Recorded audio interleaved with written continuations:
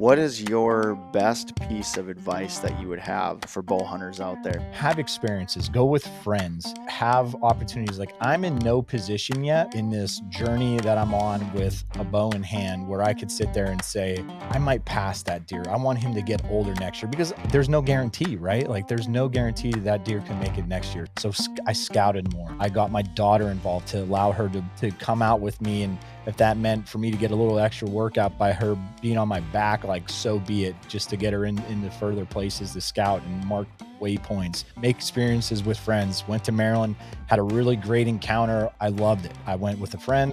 We had a great time. It was a great experience. That was what I wanted to focus on for 2023. It's a great piece of advice. Get those experiences, get out in the woods, get your family out in the woods, go out with your friends, do whatever you have to do. If you can have a bow in your hand while you do it, even better.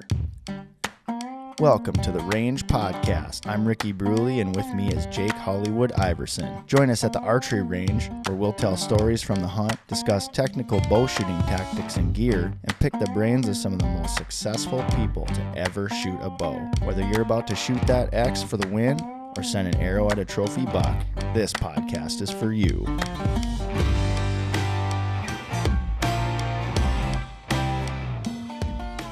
The Range Podcast is brought to you by Vapor Trail Archery, makers of the best bowstrings money can buy, originators of limb-driven arrow rest technology, and innovators of Stokerized stabilizer systems.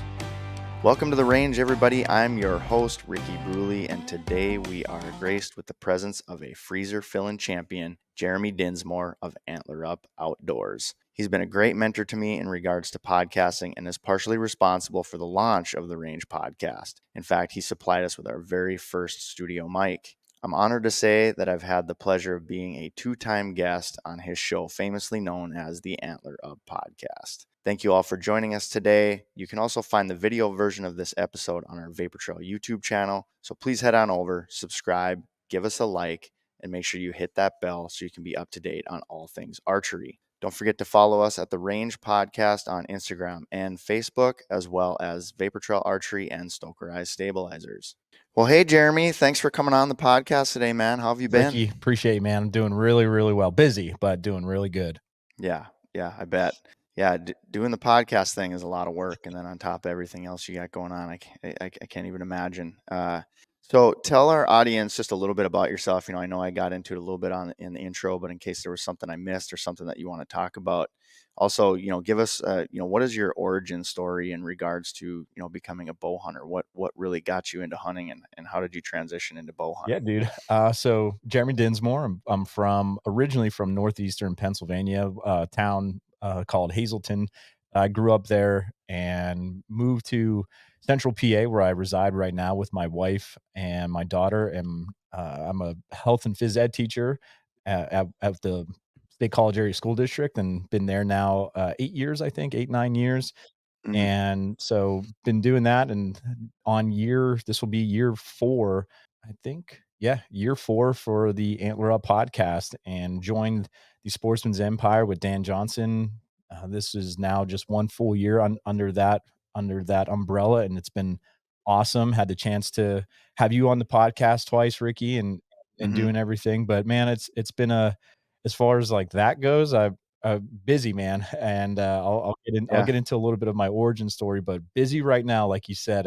My wife is expecting our second child. Will be here right around the new year, and kind of long That's awesome. long story short, my daughter's 9. We didn't think it was in our cards to ever have another one, which is you kind of come to peace with it, I guess. And all of a Mhm. sudden, this past spring, blasting turkeys in Ohio and PA, and my wife's like, "Hey, I'm pregnant." So that was a shocker, to say the least. Oh. So yeah, so this past hunting season for me, I put a lot of time in scouting postseason last year, and Mhm.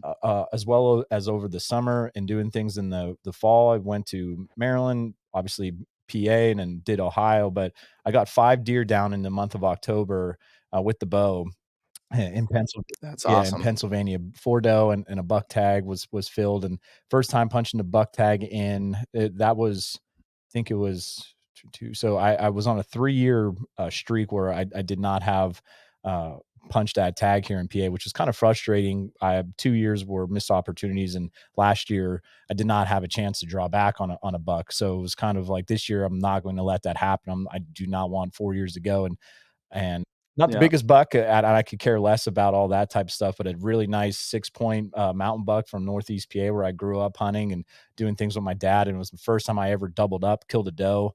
We could get in all to that stuff. And 10 minutes later, this buck shows up, and I was like, oh, he's a nice one. When he looked at me and he was out by the ears a little bit. I said, you know what? I've never doubled up. He got me to grab my bow again, and I let it rip. And so yeah, man, like I said, as you can see with 5 deer down in the month of October, things were pretty busy for me, but you could see the love and joy I have for bow hunting. Like right now, I've only taken the gun out once since PA started. And for bow hunting for me, I've been out with the bow during gun season twice, just kind of just Mm. quick early morning hunts until I had some other things I needed to get done, finish things up for the house to prepare for this our new baby. But grew up, like I said, in that northeastern PA region. My dad grew up hunting. I grew up hunting with him. Couldn't wait to your typical story of when you're 8 years old. And when I was growing up, we didn't have that mentor license yet. It was you could only go out hunting Mm. until you're 12. So Yep. I could not wait until that period of time. I would practice shooting guns with my dad, and he got me a bow at a young age. I would say about 10 years old, I want to say, and it was one that I could grow with. And I loved it even back then, Ricky. And then when I want to say 12 years old, I think it was when it was my first year hunting, I believe. I shot a little button buck at through all this brush up where I hunt a lot to this day in Northeast PA, like 90 yards Mhm. through it. And I just remember Mm. before my dad left me. Now he wasn't even with me. Again, 12 years old, first year hunting. He's like, "Okay, here's where you're Mhm. sitting. I'm gonna go off and do my thing. I'll pick you up at dark." And through this thick brush, I remember before he left, I said, "Can I shoot anything?" He said, "Yeah, sure." And it was a long morning. It was probably only like 10 Mhm. o'clock, but to a 12-year-old, it was a long morning. And I see Oh, something yeah. moving through all that thick brush, and I verified that it was a deer. I put it where I was supposed to put it and blasted, and the deer dropped. And I just remember my dad radioing me, and he's like, "Was that you?" And I was like, "Yeah, I'm pretty sure I just killed a deer."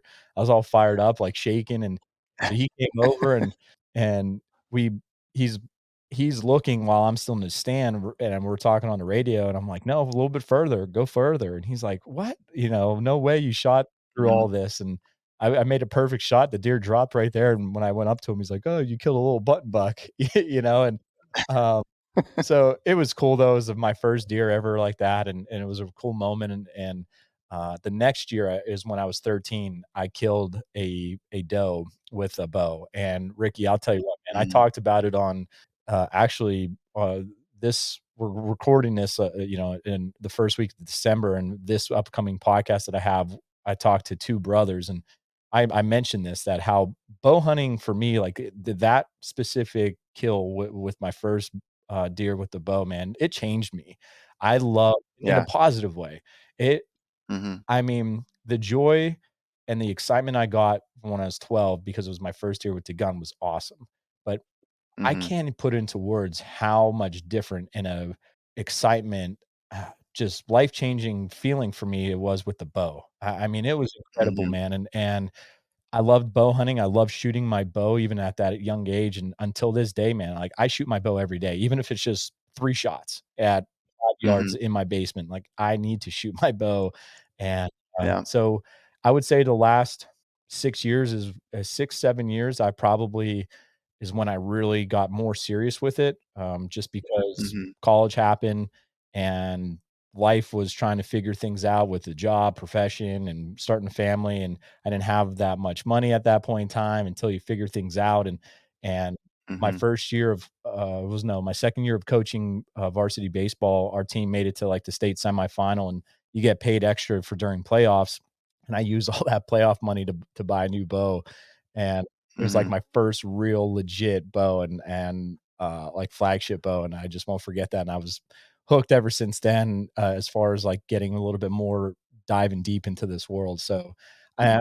honestly, Ricky, man, I love it, and I just I like to help people out too with it, and give, whether they listen or not, my opinion on certain things, and I love learning and growing. Obviously, being a teacher, so I love listening to hear to other people as well to see what works for them.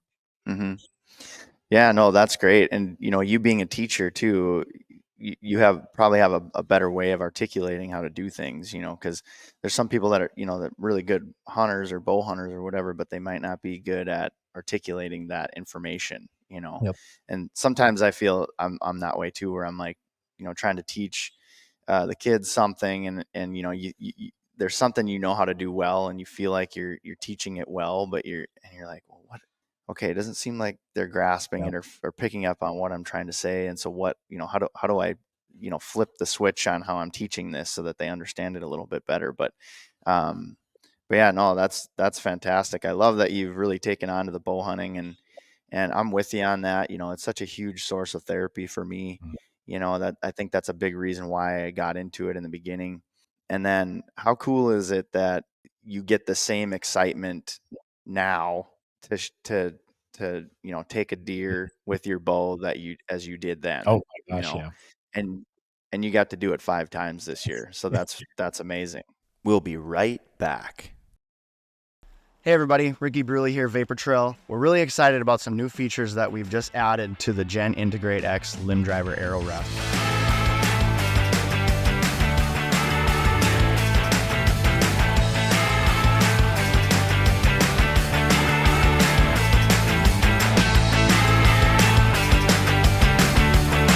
Previous model that we had the micro adjust knob that stuck out, and so it made it difficult to remove these one-piece low pro quiver from Matthews. We've eliminated that knob, and now it's an Allen key that you would use to make that adjustment. We thinned up the area here where the activation cord is as well. We really squeezed it in about 1/4 of an inch. It's a little bit lower profile, so now you don't have any issues with the low profile quiver.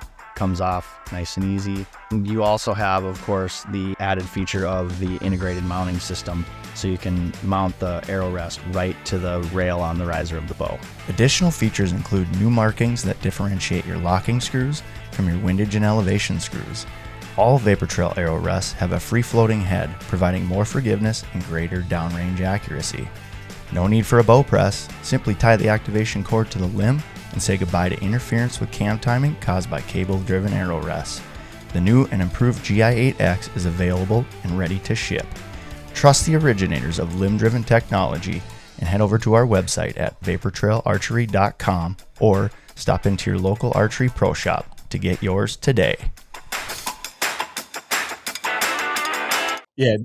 Yeah, this year was, like I said, my close friends were calling this like a revenge year, and just going back to having fun, and they were just like, "Did you let any deer walk by without getting an arrow flung at them?" And I was like, "Honestly, I forget at what point this was said, and the answer was no."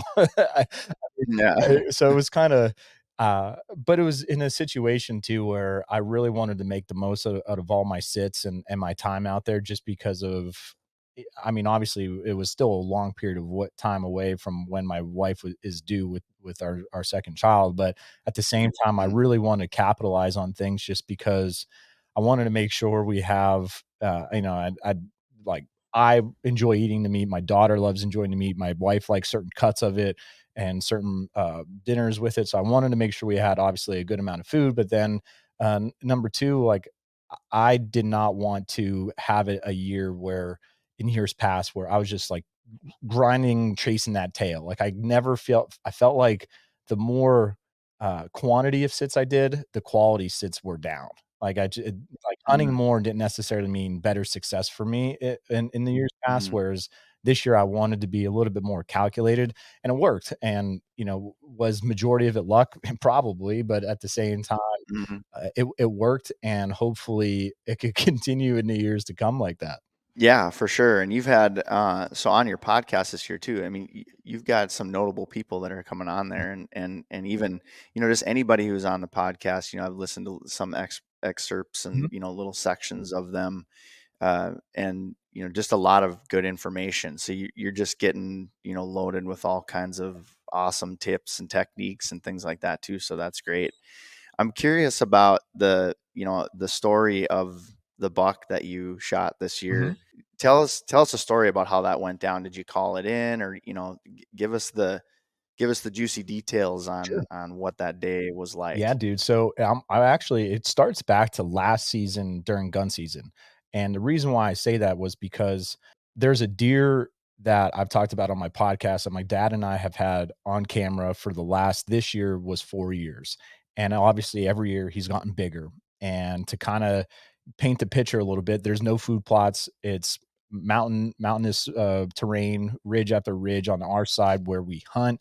And on our side, on the north side, there's no during the off season, quote unquote, the spring, the summer months, my dad and I rarely will get bucks on camera. We get that, start getting them in I would say late August, and in September, and then October hits, boom, then the bucks could start coming home to that side. So last gun season, we were trying to figure out this deer, and there were Mhm. certain pockets that I believe that he could potentially be traveling to just because of where he was coming on pictures, on cameras. And I basically went to a spot that was in between my dad and I, and it was more so middle of the mountain. I know that's kind of hard to read, but it was just more middle compared to our normal two track that we walked down. And when Mhm. I got in there, I saw a little bit more thick stuff, couple different scrapes, and some good rubs. Like I'm talking like just big trees just completely destroyed. And I was like, man, this got to be him or it's another big deer. And in Mhm. that area, I was like, okay, I'm marking everything on Spartan Forge and everything like that. And I did not come across anything that year in gun season, but all that off season, I was like, I need to get in here to dive a little deeper. So I did. So I went back in one other time, I think in February, we did not have a ton of snow. My dad and I kind of walked around a little bit, seeing that postseason sign.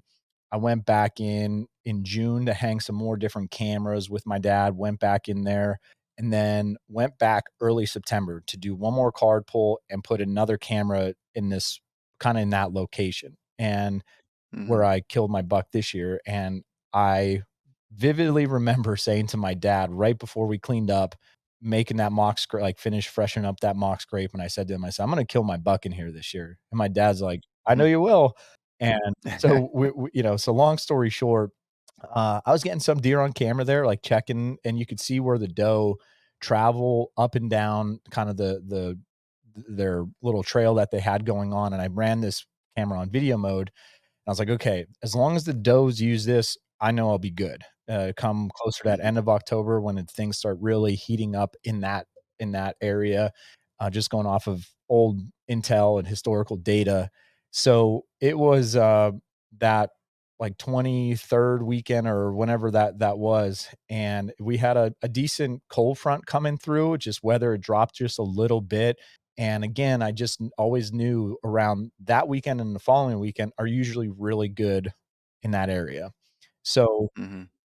when the wind was perfect. So I got into that spot. First time I hunted it all year that weekend. I went in, and in the morning, uh, did not see anything. My dad was actually up there with me early in the morning, and he was more on top, and he's like, "Hey, I have a couple doe coming towards me," texted me, and a couple hours later, I think they came to my weak side coming down, which kind of made sense of like where my dad was and where I was located. And I think about another hour past that, they circled back around.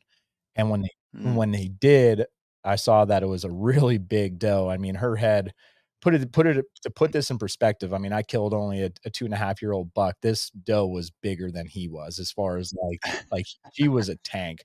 I wish I would have Mm. kept her jaw to get her age because I like my dad even said she had to be 7 years old, like six. I mean, her head was Mm. enormous.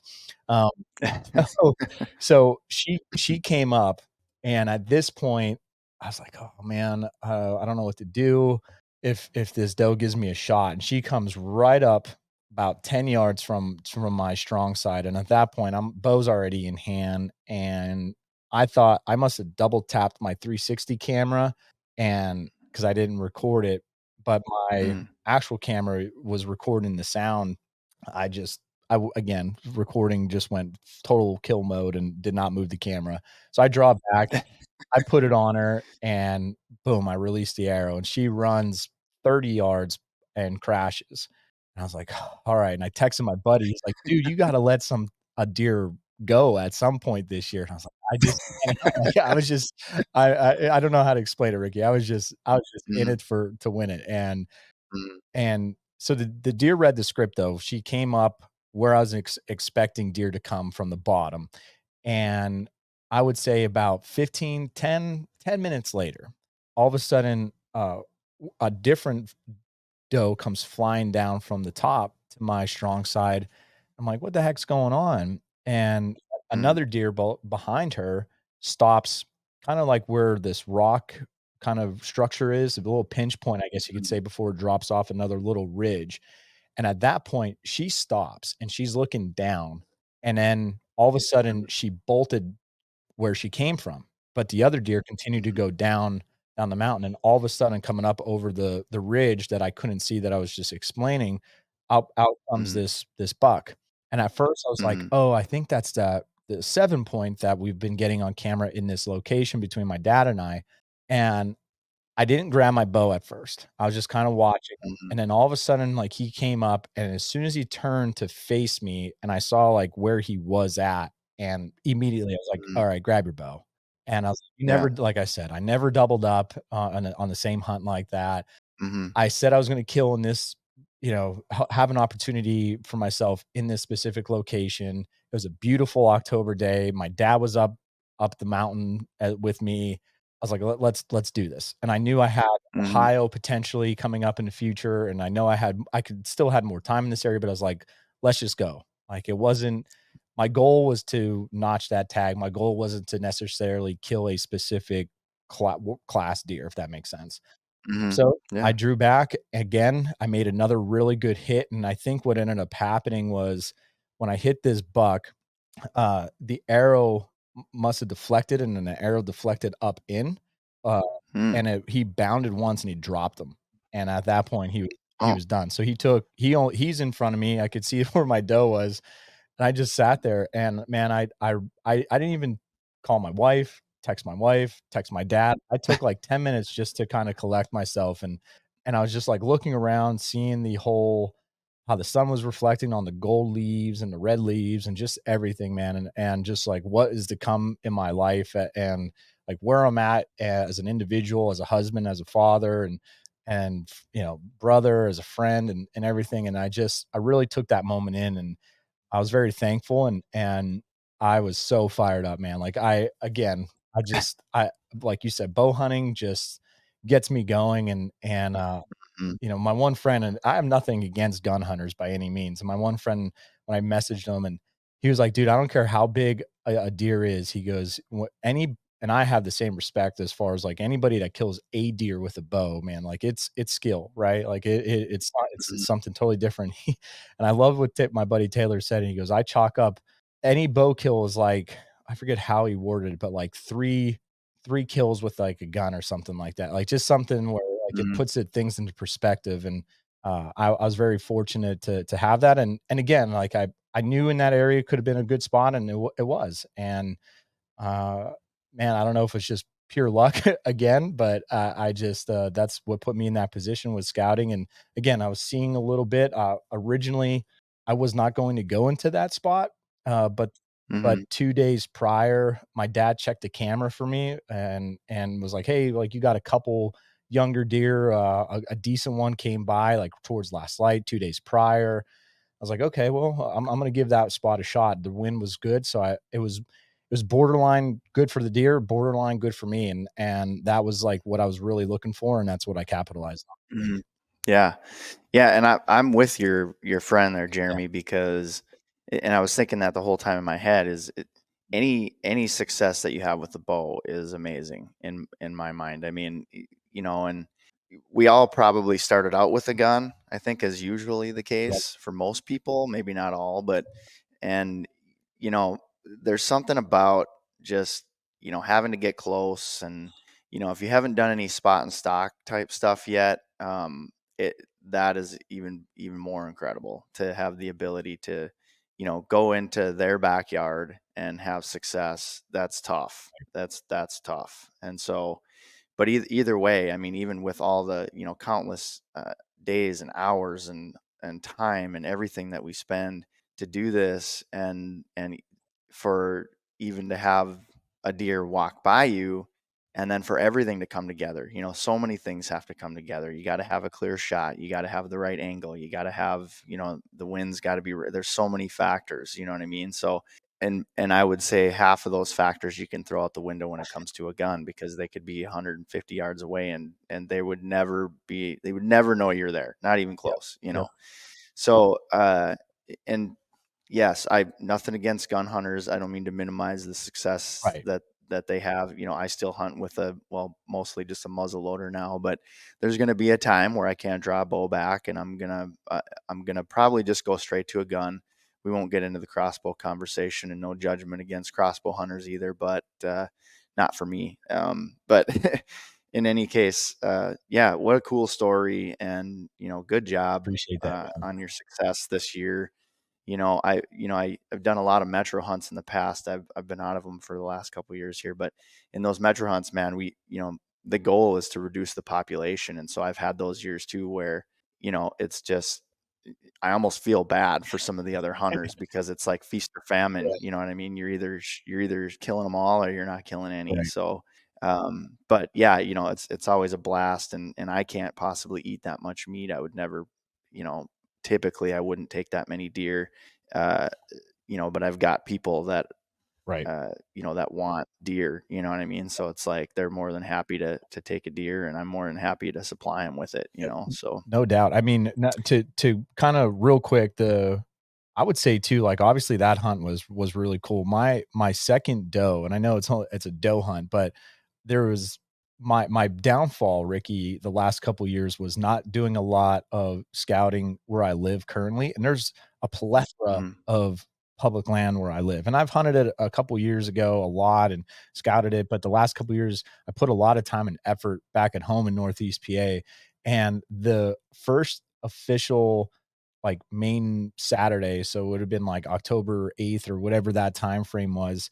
I went to a spot where I scouted in the spring and summer, mhm, and then you have to bike, I would say about a mile, and then bike, I would say maybe half a mile, on another little trail, and then walk down and look over this little ridge, and then there's a bench down there. And I scouted this mhm, bench, and in the spring, and I found a pretty good cluster of scrapes, and it was thick. And I was like, you know what? I think this could be a good early season location spot. And it was right around that time mhm, frame where that huge cold front kicked in on like our first cold front this past year, where everybody was going like berserk over. And I was like, you know what? I'm gonna go in there and see what happens. A buck could come up over, it was looking like a little bit of rain in the morning. At that point in time, again, I was like, man, this would be a haul if I take a doe. So yeah, this is a buck only trip. And that morning, it was ended up saying that it was stopped raining, then all of a sudden, dude, the floodgates open, it just started pouring, had to put, like, my camera away, all that type of stuff. I'm just, like, tucked mhm, in and just bearing this rain, and I was in this cluster of oak trees, like, it was one where it was like it was made like a star, like, one here, one here, one here, one here. There was, like, 5 oak trees all together, and I was in the mhm, first one, and I had good wind, and I was anticipating the deer to come up over, and right as soon as the rain stopped, I had, like, 4 doe come, and the biggest one, I was like, "Darn it, here we go." I got super excited, and she came, gave me, like, a 17-yard shot, crossed the trail. Did not hit, did not put my ground scent where they were at this point. So, I was mhm, still in the clear, and she came over, and Ricky, I drew back, I took my time, I put the pin exactly where I wanted it to aim, and the arrow flew exactly, and I just as the release went, I'm still in my peep, just basically watching that arrow go, and it just hits mhm, where it wants to, where it needed to, she ran off about 30 yards. So I could barely see, but I heard her crash.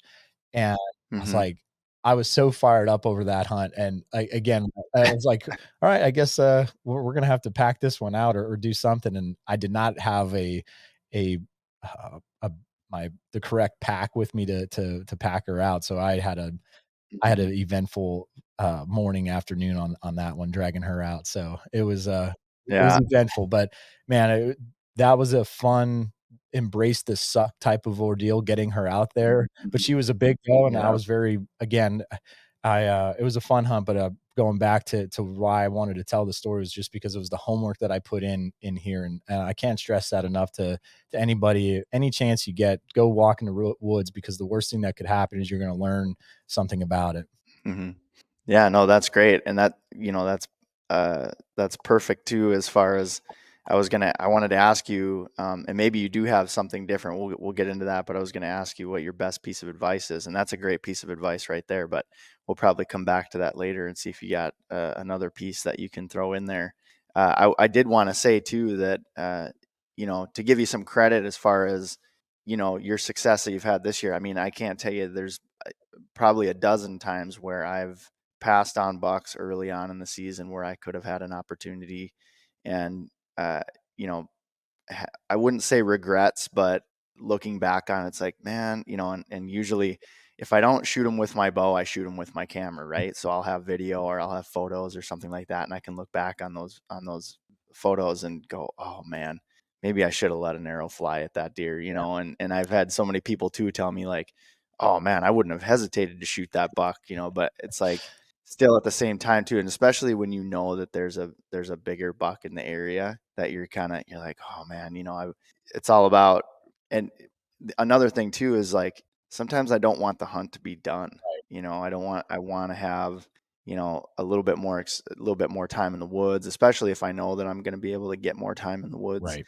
Now it's different. Now I mean, last year we talked on when I was on your podcast. We talked about how my time was really limited. I put all my eggs in that one basket for the bear hunt in the Right. BWCA. And this year really wasn't much different. I did get up into the BWCA this year, but I didn't have a tag. And I've gotten out, hunting in the whitetail woods a few times, but I tell you what, any buck that walks by me right now at this point in the season is going to probably get Yeah. it, Yeah. and or doe for that matter. But so perspective or time is such a big factor too, Mm. and so but yeah, I think anything you take with a bow as a trophy, it, if it's a spike, if it's a doe, it doesn't matter to me. That's success. Anything you can do with a bow is incredible. Yep. So 100%, Ricky. good job. So I one thing I one thing I wanted to talk about too a little bit is, so I love coffee, Yep. right? And quite honestly, I'm not sure if I could live or survive life without it. And I see that you've got a new little adventure going right now. You have your own line of coffee, which I was like, that's pretty cool.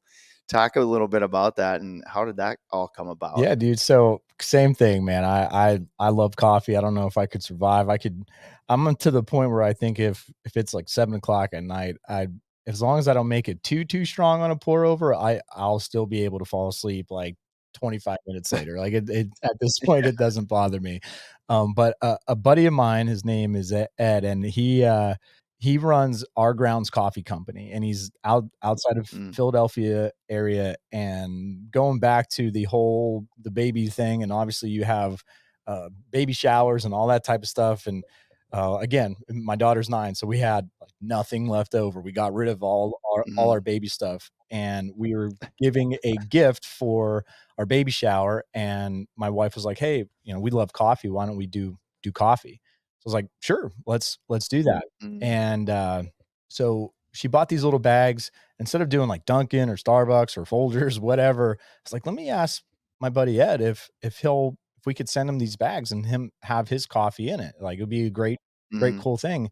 So that's what we did. And I messaged him. I was like, dude, we should do like an Antler Up thing, like just as for giggles. Like for me personally, like just to have a bag that says Antler Up coffee, like it'd just be cool, mhm, personal thing. And He's like, dude, we could for sure do that. He goes, that's what, these big companies do when they do these offset things. He goes, well, they just use a special bean, they roast it, and all that stuff. And he has all Mm-hmm. the tools needed. Like, this is his little business that he has.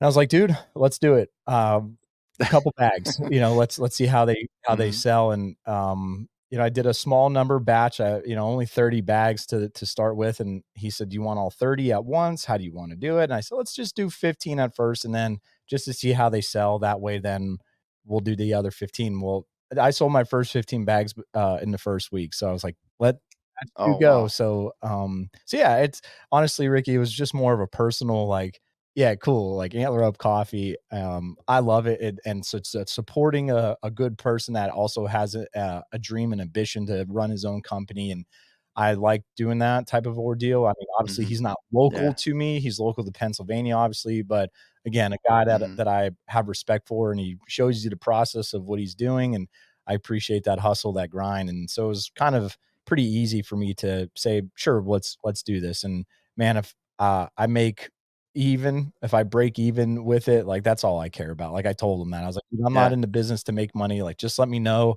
what I need to sell it at to cover my costs to you. Like, that's all I care about, man. I just wanted to for Mm. people to enjoy something. It's a holiday season, so if people are looking for a gift, I think something perishable like that would sell better than doing an Antler Up shirt or something like Yeah. that. Yeah, no, that's really cool. I'm gonna have to get my hands Yeah, on a bag of that, absolutely, man. just 'cause I love coffee so much. But I was like, that's a really cool venture to go on, and I love it. And what's it called? How do So our the name? Yeah, so it's the Allegheny Ambush is the Antler Up one, and the company who's running doing the coffee, it's called Our Grounds Coffee. So he's a big hunter. He's doing a couple other little coffee off, like, one-offs with a couple other brands and stuff like that, which is kind of cool to see that he's getting more business. And it's what it's about, Mhm. supporting good people and having fun with it. Yeah. Yeah, no, that's really cool. We'll put some links in the bio or in Awesome. the description here for that, so people can go over there and get their hands on some of the Allegheny Ambush coffee. Did I say that right? Yep, Allegheny? yep. That's the old Cool. Yeah. Pittsburgh area, northwest, big forest up there, and some hammer bucks get taken there every year. Steve Shirk, is neck of the woods up there, so anybody listening that has heard Steve Shirk before on my podcast and Wired to Hunt and just all over the place. He's just a PA killer, but also a great educator when it comes to helping people with, killing bucks. Yeah, no, that's awesome. Perfect. So the next thing I wanted to talk about, and because both your podcast, the Antler Up podcast, and ours, the Range podcast, we're both part of the Sportsman's Empire Mhm. podcast network, which you had mentioned earlier. Which, by the way, I do also want to mention is an amazing community of podcasters. I also wanted to give you some credit too, because when I first was had this idea that we wanted to do a podcast, and I had already done one episode with you, I believe. You were just such a huge help. You got us our first mic. Tons of advice that I was asking you all kinds of questions, and you were always there to answer my questions, and that was super helpful because there's a lot of information out there. And now I get some people asking me questions too, which so it's was really nice to have a number of different people, but you mainly being one of them, kind of mentor me into this whole process and suggesting, the Sportsman's Empire. I connected with Dan Johnson at the Nine Finger Chronicles, and him and I discussed in length, the things that need to be done, and it's just been such a great community of people. Everybody under the Sportsman's Empire Network is just awesome people, and so it's been a ton of fun. And with that, we've been given, one of the first opportunities to utilize GoWild's e-commerce Yep. platform called Holler. And so what that does is it allows us to kind of have our own little storefront, and we can promote products that we like to use. And in turn, the sale of those products then help, support our podcast. And so how's that been going for you over there at Antler Up? I see you were one of the first people to get your store up, and just curious how it's going for you. And I see that our stores are somewhat similar. We start right out the gate with Tethered. tethered gear. So Yep. Yeah, I'll tell you what, I haven't really dove down, I think, the rabbit hole that I hopefully could turn this into, just because, like I Mhm, said to you earlier, Ricky, I love gear. I love, just having someone like just going off of tethered and clicking on the store, you see knee pads, right? Like that is to me, what type of knee pad, when people ask me a question, oh, do you use the Notion or do you use the actual knee pads? And why can't I just use knee pads from Walmart? You know what I mean? Like, what's the difference? mhm, And all that type of stuff. So I haven't really dove down the huge rabbit hole of what I think Holler could really be. And that is one of my to-do list to get that up and run and talk a little bit about that more. Because like you said, that is going to be, I think, one of the main pieces of ways that you could support podcasts going forward, just because mhm, I know companies really see certain benefits to advertisement and all that type of stuff. But I also think, um, you know, look at the where we are in the state of money. You know what I mean? In the world, like for mhm. companies, Yeah, it wasn't that great of a year across the board, no matter what type of industry you're in, whether it's the outdoor industry, clothing industry, whatever. Like my sister is a district manager for a clothing company. I know things are tough even in that world. So this is, I think, a good way to maybe support people that you like to listen to, because a lot of people put a lot of time and effort into putting out some good content and information. So I think it's a great opportunity for people like us, Ricky, just mhm, because there's things that we obviously believe in and value. And like you said, right off the bat, like tethered's one of the main pieces of gear that I use, and it's on there. And if you are looking to, make that dive down into saddle hunting, or you need a hitch strap, or you need something along those lines, that's a great place where you could purchase it and support someone that, it's not just going to wherever, it's also like in the grand scheme of things, it's also going to go back to tethered, right? Because you're supporting it mhm. from Holler. Holler has to buy more inventory from tethered, but then also, since you bought it through one of our links, you're supporting one of us as well. So it's like a total win-win-win situation for everybody involved. Yep.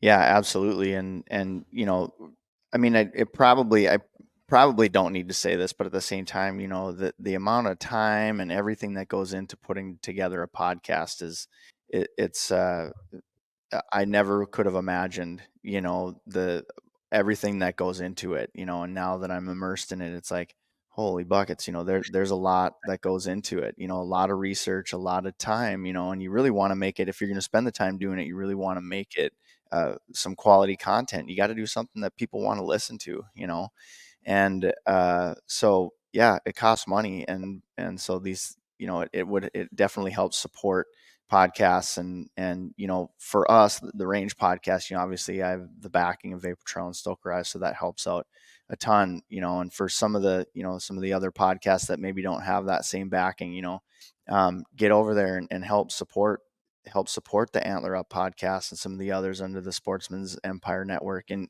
the Range podcast too. Every little bit helps. If you know you're already going to be purchasing something, by going there and purchasing an item at the Holler store front, that most certainly helps support that podcast financially. And you're still going to get some gear. You're going to be supporting the manufacturer. And Go Wild as a whole is just a really cool Yeah. community. You know, it's it's really taking off in the 2 years that I've been using it. It's just blown up, and I think that it's just a really unique platform in that you can kind of promote gear that you like to use, all the while you're telling a story. You're posting hero shots.